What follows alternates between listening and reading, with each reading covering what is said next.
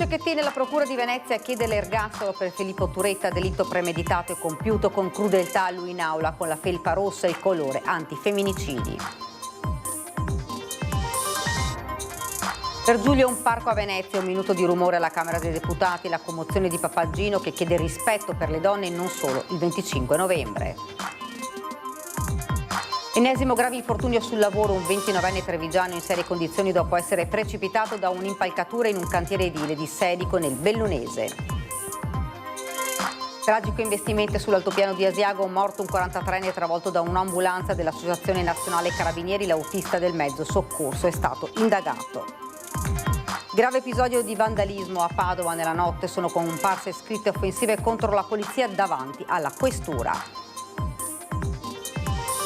Avrebbe dovuto assisterla, invece era diventata l'incubo di un 87enne di Roncade, un mese di maltrattamenti, poi la denuncia per una badante straniera, divieto di esercitare la professione. Una celebrazione al santo per ricordare padre Placido Cortese, frate antoniano ucciso nel 1944 dai nazisti nel bunker di piazza Oberdan a Trieste. Buonasera, ben ritrovati, edizione regionale dei nostri telegiornali, questi dunque i titoli. Ed ora la notizia del giorno, il processo a Filippo Turetta, reo confesso di aver ucciso l'ex fidanzata Giulia Cecchettin, chiesto l'ergastolo per l'imputato presente in aula, assente invece Gino Cecchettin. Riconosciuta la continuazione tra i capi in contestazione, ritenuto più grave il capo sub 1 e riconosciute le aggravanti contestate, l'imputato venga condannato alla pena dell'ergastolo. Preciso che non chiedo venga applicato l'isolamento diurno. È questa la richiesta formulata nella terza udienza dal pubblico ministero Andrea Petroni per Filippo Turetta, il 22enne di Torreglia, reo confesso del femminicidio di Giulia Cecchettin. Per la durata dell'udienza davanti alla Corte d'Assise di Venezia, prima con la requisitoria del PM durata circa 2 ore e mezza, poi con le parti civili, l'imputato seduto accanto al suo difensore, l'avvocato Caruso, ha tenuto il capo basso. Nella sua requisitoria l'accusa, che ha ripercorso prima le tappe dell'omicidio, poi le fasi della relazione tra i due, nel parlare dei vari pesanti capi di imputazione si è soffermata in particolare sulle aggravanti contestate a Turetta, in primis la premeditazione oltre la crudeltà. Sappiamo che dal 7 novembre 23, 4 giorni prima dell'omicidio, è stata redatta questa lista. È stata acquistata una cartina geografica, era scritto nella lista. La cartina serve durante la fuga perché l'imputato staccherà il proprio telefono e la connessione dati. Preparare delle provviste. Verificare se in casa ci sono badile e coltelli, applicarle nastro adesivo in bocca, mani, caviglie e ginocchia. Abbiamo evidenza che almeno sulla bocca sia stato certamente fatto, abbiamo evidenza che di strappi ce ne siano almeno 2 perché 2 ne abbiamo trovati. L'omicidio di Giulia Cecchettin, ha detto il PM, ha rappresentato l'ultimo atto del controllo che Turetta voleva esercitare sulla ragazza, come testimoniano le decine di pagine di chat scambiate tra i due. Messaggi in cui è palese la sua ossessione verso Giulia, espressa spesso con rabbia e offese. Non poteva uscire con nessuno eccetto lui, non doveva laurearsi prima di lui. Maledetta che sei, fai pena, mi devi tenere traccia della tua giornata, non potrò mai perdonartelo, dovevi raccontarmi la giornata, mandarmi foto eccetera in continuazione, sei una stronza, ti farò pentire di tutto il male che mi stai facendo, lo riverserò da qui all'infinito. Considerate che i messaggi sono pieni di errori di battitura, a volte sono scritti in maiuscolo e è proprio per questo vi dico leggeteli, perché leggendoli trasmettono quella che è la rabbia che diciamo li anima quando vengono scritti. Mettiti in testa, stronza, che o ci laureiamo insieme o la vita è finita, ridicola, mettitelo in testa perché altrimenti quando starà arrivando il momento non sarai pronta, smettile di pensare alla tua inutile carriera, che se la mia vita finisce la tua non vale niente. Messaggi che risalgono a mesi prima dell'omicidio, a riprova che gli atti persecutori e diverse condotte di maltrattamenti nei confronti di Giulia fossero già consumati, evidenzia ancora il PM, secondo cui inoltre Turetta non ha mai realmente voluto togliersi la vita, ma anzi avrebbe cercato di manipolare Giulia facendo leva sul suo senso di colpa. Dopo l'accusa è stata la volta degli avvocati di parte civile che complessivamente hanno chiesto 2.150.000 euro come risarcimento del danno subito. Nessuno, ha detto l'avvocato di Gino Cecchettin, può capire il terrore che ha provato Giulia. È nell'autopsia, è nei fatti, l'avete sentito. Purtroppo mi è dispiaciuto anche soffermarmi su certi dettagli, però Gino mi ha detto fa quello che devi fare, l'ho fatto. Andate a vedervi l'autopsia, nessuno può capire il terrore che ha provato Giulia, immedesimatevi in quei momenti. L'avvocato Tigani, difensore di Gino Cecchettin, si è rivolto alla Corte leggendo alcune parti dell'esame autoptico per far capire loro l'accanimento di Turetta verso Giulia, anche quando ormai era senza vita. Colpi inferti ovunque, ha sottolineato, anche quando la vittima era rannicchiata su se stessa perché senza più difese. Gli avvocati delle parti civili, oltre Gino, la sorella Elena, il fratello Davide, la nonna Carla, gli zii, hanno chiesto nel complesso oltre 2 milioni di risarcimento. Riteniamo che una richiesta di oltre 1 milione di euro che abbiamo avanzato sì, sia importante, ma non sia assolutamente paragonabile a quella che è la perdita di una figlia, per di più una figlia come era Giulia. Assente in aula Gino Cecchettin. Ci siamo sentiti ieri sera, ci siamo salutati, mi ha fatto in bocca al lupo, ci siamo abbracciati virtualmente. Presente invece lo zio paterno Alessio, difeso dall'avvocato Pietro Coluccio. Non c'è più Giulia. Il sollievo più grande sarebbe stato non essere qui e avere Giulia al nostro fianco. Quello era il sollievo più grande. Per tutto il resto lasciamo fare la giustizia. Per l'avvocato di Elena Cecchettin, Giulia deve essere un simbolo. Giulia deve essere un simbolo dentro l'aula e fuori l'aula, perché sono tutti uguali, gli uomini affetti da analfabetismo emotivo, gli uomini che hanno l'anima di marmo. Filippo ha ucciso Giulia per motivi abietti e futili, perché l'ha punita, perché non riusciva a tollerare che lei potesse essere felice senza di lui, l'ha detto chiaramente. Noi abbiamo chiesto la pena giusta per Filippo. Una pena sociale significa la difesa sociale. La pena sociale è anche difesa sociale, la pena non deve tendere solo alla rieducazione, è anche dissuasione la pena. Antonio Cozza, che tutela la nonna Carla, ha detto più volte ai giudici: quello che la mia cliente sta vivendo è innaturale. Innaturale è vedere la fine della propria nipote così.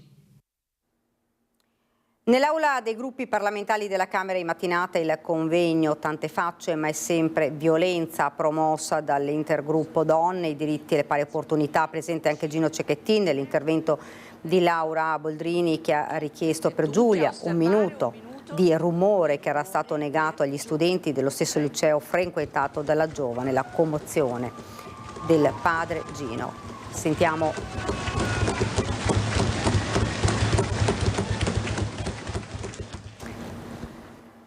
Dalla Camera dei Deputati Gino Cecchettin, padre di Giulia, ha lanciato un appello affinché il rispetto verso le donne sia un valore osservato tutto l'anno, non solo il 25 di novembre. Il 25 novembre è la giornata nazionale contro la violenza sulle donne. Io vorrei che non fosse solo una giornata fine a se stessa, ma deve essere il simbolo di un percorso che deve essere valido per tutto l'anno. Portate rispetto alle donne e ricordatelo non solo il 25 novembre, ma ogni giorno che vi alzate e affrontate una giornata. Tutti i giorni abbiamo a che fare con omicidi, femminicidi e episodi di violenza, quindi questo concetto non è pervasivo in tutta la società e dovremmo continuare a perseverare a comunicare che la vita è sacra e va preservata, quindi non bisogna interferire nella vita altrui. Partire da qui significa arrivare a tutti i cittadini italiani, il luogo importantissimo, il luogo fondamento per la democrazia dove vengono promulgate le leggi, e da qui speriamo di arrivare veramente a tutti gli italiani con il nostro messaggio. Commozione e grande partecipazione al parco pubblico di via Auriago a Chirignago, che il Comune di Venezia ha voluto intitolare a Giulia Cecchettin, e presenti anche tante scolariste. Speriamo che nascano dei nuovi amori anche all'interno di questo parco. degli amori. Nelle parole commosse dello zio di Giulia Cecchettin, Andrea Camerotto, la speranza e l'augurio che il parco pubblico di Via Oriago, che da oggi porta il nome della nipote drammaticamente uccisa dall'ex fidanzato, possa ospitare un futuro migliore. Camerotto ha parlato soprattutto ai tanti giovani che hanno assistito all'intitolazione. Questo parco rappresenta la vita e si vuole ricordare Giulia Cecchettin con la vita, infatti poi la targa riprende la sua laurea, no? In medicina biomedica, e il messaggio è quella di una lotta corale, di una lotta attraverso la prevenzione che riguarda le giovani generazioni ma riguarda anche le generazioni più grandi come le nostre. Dopo lo scoprimento della targa davanti al sindaco Luigi Brugnaro, tutta la giunta comunale di Venezia e i sindaci del territorio, è seguito un lungo applauso, quindi un momento spontaneo di raccoglimento che ha unito tutti i presenti. Istintivamente l'intenzione è stata proprio quella di pensare, di riflettere dopo le parole che appunto il sindaco Brugnaro e le altre autorità che sono intervenute hanno dedicato a questa celebrazione, all'intitolazione di questo parco. Giulia Cecchettin è un simbolo di un problema che è molto più vasto di quello che personalmente immaginavo, cioè il tema non è soltanto l'assassinio, cioè la parte più cruenta, ma è una violenza costante che vivono donne probabilmente tutti i giorni.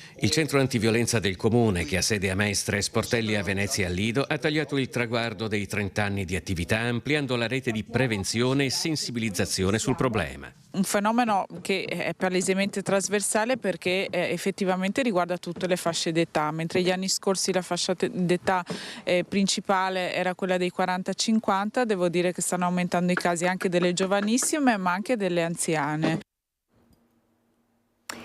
Particolarmente commosso tra i presenti all'intitolazione a Giulia Cecchettin di un parco pubblico in comune di Venezia, Andrea Camerotto, zio materno di Giulia. È stato importante oggi essere invitati all'inaugurazione di questo parco, insomma, che rappresenta, come è stato detto, la vita, il germogliare di qualcosa di positivo. Speriamo, insomma. Cosa ha provato allo scoprimento della targa quando ha visto il nome di Giulia? È triste sapere che lei non c'è più e che ormai ci restano le targhe, i libri. Questo sì, è triste ricordarla, però questa è la realtà, insomma, abbiamo solo questo modo per poter riviverla quotidianamente, insomma. Generalmente in queste occasioni si dice adesso osserviamo un minuto di silenzio, in questo caso quello che mi ha colpito è che non c'è stato bisogno di dirlo, cioè tutti i presenti si sono fermati per un minuto, il raccoglimento. Sì, infatti anch'io ho notato questa cosa, non c'è stato bisogno e il silenzio è venuto da sé e penso che ognuno abbia pensato a cosa fare per poter portare avanti in qualsiasi modo i propri progetti perché non accadano più fatti del genere, le proprie idee, i propri pensieri, insomma, rivolti a questo argomento.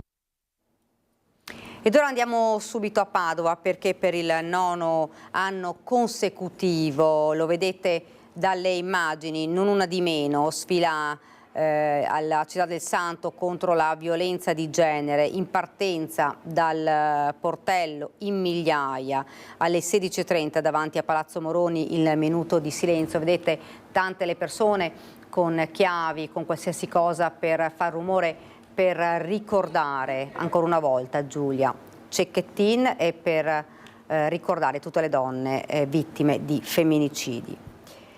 Ed ora parliamo di incidenti sul lavoro. In un cantiere edile a Sedico un operaio di 29 anni, originario di Treviso, è rimasto gravemente ferito a seguito di una caduta da un'impalcatura. Secondo le prime ricostruzioni stava lavorando in quota quando, per cause da accertare, è precipitato. I colleghi presenti hanno immediatamente lanciato l'allarme. In pochi minuti è intervenuto l'elicottero del SUEM 118 che ha prestato i primi soccorsi, trasferendolo poi d'urgenza all'ospedale Cafoncello di Treviso. Le sue condizioni sono state definite gravi dai sanitari. Le autorità competenti stanno svolgendo accertamenti per chiarire le dinamiche dell'incidente e verificare il rispetto delle norme di sicurezza sul lavoro all'interno del cantiere. Ed ancora cronaca, tragico investimento ieri sera lungo la strada provinciale 72 in località Puffele a investire un uomo di 43 anni, un'ambulanza dell'Associazione Nazionale Carabinieri. Per l'uomo non c'è stato nulla da fare e l'autista del mezzo di soccorso è stato indagato. Sull'asfalto in località Puffele ci sono ancora i segni, qualche pezzo di plastica, schegge di vetro, il nastro segnaletico dei rilievi. Erano le 19 di domenica quando a pochi metri dal ristorante che prende il nome dalla frazione, lungo la strada provinciale 72, un'ambulanza dell'Associazione Nazionale Carabinieri che rientrava da Asiago dopo un servizio ha investito un uomo, Vittorio Rigoni, 43 anni. Il primo a prestare le cure proprio l'autista dell'ambulanza che, vista la gravità della situazione, ha chiesto aiuto al 118. Dall'ospedale di Asiago è partito un secondo mezzo di soccorso. Sul posto sono giunti anche i vigili del fuoco. Nonostante i lunghi tentativi di rianimazione, per il 43enne non c'è stato nulla da fare, troppo gravi le ferite. Il suo cuore si è fermato. Vittorio Rigoni, residente ad Asiago, era molto conosciuto in tutto l'altopiano. Sull'incidente stanno indagando i carabinieri che sono al lavoro per ricostruire l'esatta dinamica di quello che è accaduto ieri sera. Informata anche la Procura di Vicenza, l'uomo alla guida dell'ambulanza sarà iscritto nel registro degli indagati con l'accusa di omicidio stradale. Grave episodio di vandalismo a Padova. Nella notte sono comparse scritte offensive contro la polizia davanti alla questura. La scritta nera proprio davanti all'ingresso della questura, la frase offensiva "l'unico sbirro buono, uno sbirro morto" è comparsa nella notte nel muro dell'edificio davanti alla sede della questura di Padova in piazzetta Palatucci. Nessuna sigla a rivendicare l'imbrattamento che è stato condannato subito dai sindacati di polizia. Sdegno è stato espresso dalla FSP Polizia. Questa frase non è solo un incitamento all'odio ma un'offesa intollerabile a tutte le donne e agli uomini in divisa che ogni giorno lavorano con dedizione, spesso a rischio della propria vita per garantire la sicurezza e la legalità nel nostro paese, ha scritto in una nota il sindacato che auspica che i responsabili vengano individuati e chiede alla cittadinanza di schierarsi apertamente contro questo vile atto di istigazione alla violenza. Nella notte, sempre in piazzetta Palatucci, proprio davanti alla questura, è comparsa un'altra scritta in occasione del 25 novembre. Il collettivo transfemminista Squirta ha appeso uno striscione con scritto "Mi proteggono le mie sorelle, non la polizia". Per un mese ha maltrattato l'anziana che assisteva il giudice, l'ha allontanata e ha emesso il divieto di esercitare la professione accaduto a Roncade. Avrebbe dovuto assisterla, sostenerla ed aiutarla e invece era diventata l'incubo di una donna di 87 anni. La badante nel periodo dal 21 agosto al 21 settembre 2024 l'ha maltrattata ripetutamente. Parliamo di oggetti strappati in maniera un po' spigolosa oppure di movimenti fatti con la carrozzina in maniera vigorosa e in alcuni casi anche di percosse. L'anziana, esasperata e impaurita, ha iniziato ad avere atteggiamenti strani che hanno messo in allarme i familiari. Aveva cambiato umore ed era diventata chiusa, non parlava più. Questo le ha indotte a posizionare delle telecamere all'interno della loro abitazione che hanno ripreso la badante, l'assistente, in atteggiamenti quanto mai ruvidi nei confronti dell'anziana. Immediata la denuncia da parte delle figlie ai carabinieri che hanno iniziato a controllare la donna straniera. Le indagini, condotte attraverso dichiarazioni testimoniali e filmati di videosorveglianza privata, hanno permesso di raccogliere gravi elementi di responsabilità nei confronti della donna 49enne. Nel pomeriggio di sabato i carabinieri di Roncade hanno dato esecuzione a un'ordinanza di misura interdittiva del divieto di esercitare alcune professioni nei confronti della donna. Il provvedimento, emesso dal GIP del Tribunale di Treviso il giorno precedente su richiesta della Procura, è scaturito da un'indagine avviata in seguito ad una denuncia querela presentata il 21 settembre 2024. L'appello dei carabinieri, questo episodio sottolinea l'importanza di vigilare sulle condizioni delle persone più fragili e di affidare il loro supporto a figure professionali qualificate e responsabili. La comunità è invitata a segnalare ogni sospetto di abuso o maltrattamento per garantire sicurezza e dignità a chi non è più in grado di difendersi da solo. Ed Ed è stato celebrato con una processione a Padova ed una messa all'80° anniversario del martirio del padre Placido Cortese, frate del santo, torturato e ucciso nel bunker della Gestapo di Piazza Oberdan a Trieste nel 1944. Durante gli anni della Seconda Guerra Mondiale il frate nato sull'isola di Cherso nel 1907 si impegnò per aiutare sbandati ebrei e ricercati dal regime nazi fascista. E questa era la nostra ultima notizia, ora la sigla e poi le previsioni del tempo. Grazie per averci seguito, arrivederci.